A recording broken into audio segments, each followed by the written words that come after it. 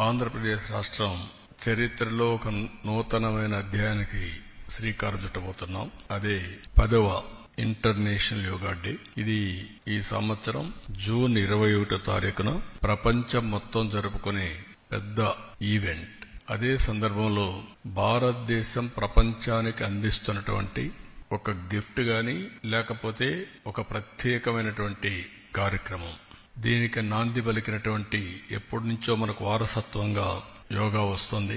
కానీ దీనికి ప్రత్యేకంగా గుర్తింపు తెచ్చిన వ్యక్తి ప్రపంచం మొత్తం నరేంద్ర మోడీ గారు. Yoga is a science, yoga is a legacy for India. అదే సమయంలో ఎన్నో వారసత్వ సంపదలకి మనం కారణమయ్యాం. హిందూ నాగరికత అతి ప్రాచీనమైన నాగరికత. అలాంటి మన దగ్గర వచ్చి ప్రపంచం మొత్తం చదువుకున్న రోజులు రాను రాను ఇవన్నీ